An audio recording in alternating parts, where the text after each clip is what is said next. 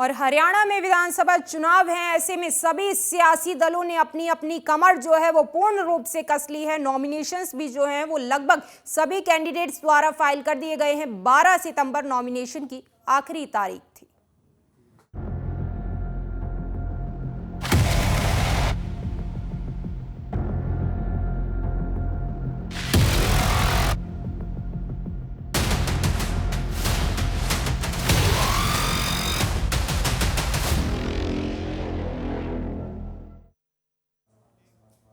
तो हरियाणा विधानसभा चुनाव की 90 सीटों के लिए कुल 1715 उम्मीदवारों ने जो है वो नॉमिनेशन फाइल कर दिया है। 12 सितंबर नॉमिनेशन फाइल करने की, नामांकन दाखिल करने की आखिरी तारीख थी और आज जो है नामांकन पत्रों की जांच होगी। 16 सितंबर की बात करें तो 16 सितंबर तक जो है वो कैंडिडेट्स अपना नॉमिनेशन, अपना नामांकन जो है वो वापस ले सकेंगे उम्मीदवार। और इसी के साथ ही हरियाणा में 5 अक्टूबर को वोटिंग होगी, तो वहीं 8 अक्टूबर को रिजल्ट्स आएंगे। और कहा जा सकता है कि जो नेताओं की परीक्षा है उसमें जनता जो है वो नंबर देगी कि आखिरकार कौन पास होता है इस चुनावी परीक्षा में और कौन फेल।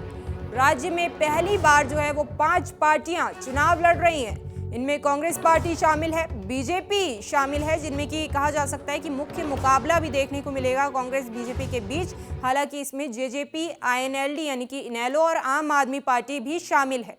हरियाणा चुनाव के लिए नामांकन 12 सितंबर को जो है वो खत्म हो चुका है। ये तमाम तस्वीरें आप अपनी टीवी स्क्रीन पर देख सकते हैं, जहां अलग अलग कैंडिडेट्स द्वारा जो है वो नॉमिनेशन फाइल किया गया है। एक तरफ भूपेंद्र सिंह हुड्डा की तस्वीर आप देख रहे हैं, उन्होंने भी गढ़ी सांपला किलोई से जो है वो अपना नामांकन भरा है। तो वहीं एक तरफ अनिल विज अंबाला छावनी से उन्होंने अपना नॉमिनेशन फाइल किया है। आरती राव ने, राव इंद्रजीत की बेटी हैं आरती राव, अटेली विधानसभा सीट से उन्होंने अपना नॉमिनेशन फाइल किया है। तो वहीं विनेश फोगाट जुलाना सीट से उन्होंने अपना नॉमिनेशन फाइल किया है। कांग्रेस की सीट पर जुलाना से चुनाव लड़ रही हैं विनेश फोगाट, और जुलाना को अगर देखा जाए तो अपने आप में बेहद हॉट सीट अब जुलाना बन चुकी है। जेपी दलाल को भी आप देख रहे हैं, तमाम लोग जिन्होंने अपना नॉमिनेशन जो है वो फाइल किया है।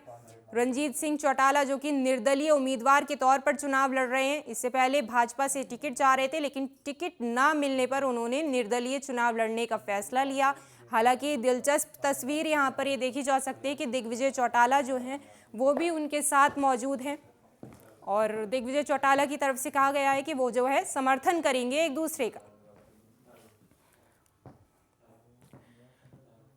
और ज्यादा जानकारी के साथ हमारी संवाददाता पूजा वर्मा इस वक्त हमारे साथ लाइव जुड़ चुकी हैं। पूजा, देखिए हरियाणा में विधानसभा चुनाव हैं, सभी कैंडिडेट्स ने लगभग जो है कहा जा सकता है नॉमिनेशन जो है वो अपने फाइल कर दिए। 12 सितंबर आखिरी तारीख थी, लेकिन हरियाणा के सियासी रण में अब आप किसके साथ किसकी टक्कर देखते हैं, कौन कितनी मजबूती से अब हरियाणा के इस चुनावी रण में उतरेगा? पूजा। बिल्कुल, देखिए राशि, जिस तरीके से आपने बताया कि 1715 नामांकन जो हैं दाखिल किए गए हैं, अलग अलग उसमें पॉलिटिकल पार्टीज भी हैं और कुछ ऐसे उम्मीदवार हैं जो निर्दलीय चुनाव लड़ रहे हैं। तो कहीं ना कहीं मुकाबला सभी के बीच में है, हम किसी को भी कम नहीं आंक सकते, क्योंकि नतीजे जो हैं वो जो जनता है हरियाणा की वो देखेंगे कि आखिर नतीजे किसके फेवर में देने हैं। वहीं बात की जाए जिस तरीके से, अगर हम बात करें, भाजपा भी जो है चुनौतियों का सामना करेगी। 10 साल की एंटी इनकम्बेंसी है, इसके अलावा टिकट वितरण के बाद जो विरोध हुआ है वो एक बड़ा फैक्टर रहने वाला है।